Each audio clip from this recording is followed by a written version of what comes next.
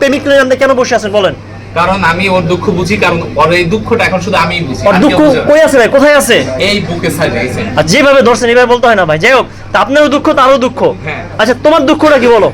ভাই আমার দুঃখ আমি হাসিনার পাইনি। হাসিনার পাও নাই, আর 7 বার ধরা গেছে এটা করবে না? নিউ মার্কেট গেছিলাম 7 বার ধরা খাইছি ভাই। কত করে দিছে? প্রতিবার 1500 টাকা নিছে, কোনো কাজ হয় নাই। আচ্ছা ধরা খেয়ে ব্যাক হয়ে তুমি চলে আসছো নাকি? ভাড়া দিয়ে দিছে, সেটা বলতে কি লজ্জা লাগে? জি আমি এখানে আসছিলাম, আমাকে 300 টাকায় ভাড়া দিয়ে নিউ মার্কেট পাঠাইছিল। হায় হায়, কত বড় চেষ্টা ভাই। আপনার দুঃখটা যদি বলবেন ভাই। আমার দুঃখ হলো যে আমরা যারা বিজনেস করি আমাদেরকে ব্যবসায়িক মন মানসিকতা রাখতে হবে, ব্রড মন্ডল হইতে হবে এবং আমাদের কোয়ালিটি ফুল কাজ হইতে হবে। দেখা গেল যে আমার এই মার্কেটে আমাকে দেখা দিকে আরো 3-4টা প্রতিষ্ঠান হয়েছে, কিন্তু এরা সবাই বলে যে এটাই সাইদুর ট্যাটুর দোকান এবং আমরা এখানে কাজ করি এবং আমাদের মেইন ব্রাঞ্চ হলো নিউ মার্কেটে।